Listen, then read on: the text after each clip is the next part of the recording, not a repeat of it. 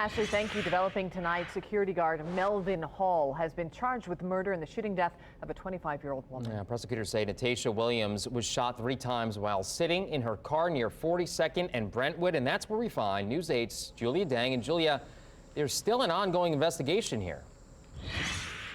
That's right, Phil. There could be additional charges relating to what happened after the shooting.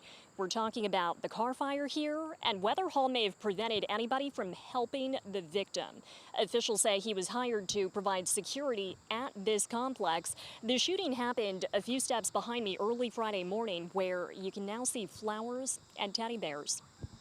The defense will likely be self-defense. Security guard Melvin Hall charged with murder 4 days after prosecutors say he shot and killed 25-year-old Natasha Williams. This booking photo is from 2015 when Hall was charged with impersonating an officer. He was found not guilty in that case. On Friday morning, Williams was sitting in a car at the Town and Terrace complex after getting into an argument that did not involve Hall. That disturbance was quickly escalating amongst individuals, and there was certainly a conversation about a firearm being present. The affidavit obtained by News 8 indicates Williams had a gun. Liberty Carnell was sitting in the back seat, the only other person in the car. She says Williams did not point the gun at Hall. She put her hand in her seat where her weapon was at. He flashed the light, and she's still not paying attention because she's looking out the window. She's still talking. And he shot 3 times. According to the affidavit, multiple witnesses stated Hall did not give any verbal warning before opening fire. Never said, get out, put your hands up. He never said any of that. He just started shooting inside the car. After the shooting, Carnell claims Hall failed to render immediate aid and pointed his gun at her when she tried to help her friend.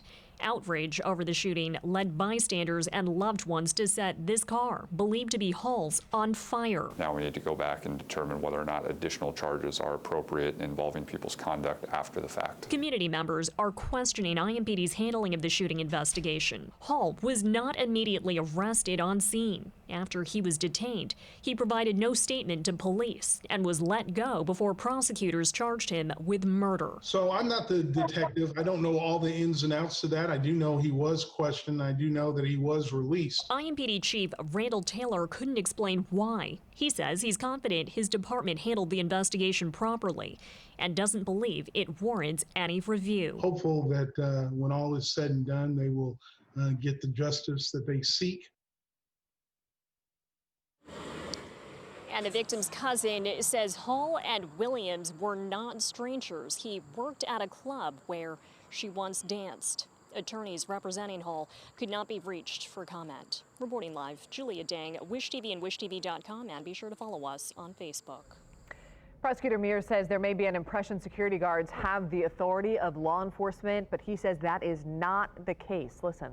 In fact, in most cases, they do not have the authority. They do not have police powers. They don't go through similar trainings or have similar backgrounds.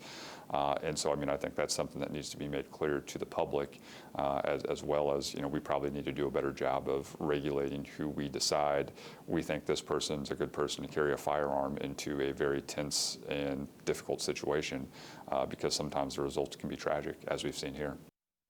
Mears says being a security guard is not a licensed or even regulated profession.